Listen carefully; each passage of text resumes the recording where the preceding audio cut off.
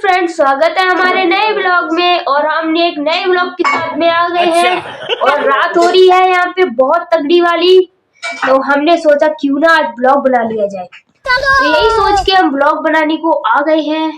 क्या समझ कर आए सकते हो आप लोग क्या क्या कर रहे हैं रात में ये लोग नहीं है फ्रेंड्स। तो देख सकते हो आप लोग कैसे हम ब्लॉगिंग शूट करने के लिए यहाँ बैठे हुए हैं और रात हो रही है। अगर मैं बाहर गई तो तुम्हें अंधेरा अंधेरा दिखेगा, इसलिए बाहर नहीं जाऊंगी, यहीं पे बैठूंगी। तो आज मेरे साथ क्या हुआ बताती हूँ तुम्हें। इतने दिन मैंने ब्लॉग शूट किया। ये हाथ दिख रहा है ना, इसमें फ्रैक्चर हो चुका था तो इसमें प्लास्टर था, ठीक है। अच्छा। तो इस वजह से हम अभी तक ब्लॉग शूट नहीं कर पाए थे। बता ये लड़की क्या कर रही है, बैठ गई है चुपचाप से। तो आप लोगों को बता दूं, इसको भी मतलब कोई प्रॉब्लम चल रही है इसकी, इस वजह से ये रो रही है। मुझसे बात नहीं कर रही, मैं भी नहीं करूंगी हम। तो फ्रेंड्स, तो हमारा ब्लॉग यहीं पे खत्म होता है। Bye bye, tata, see you.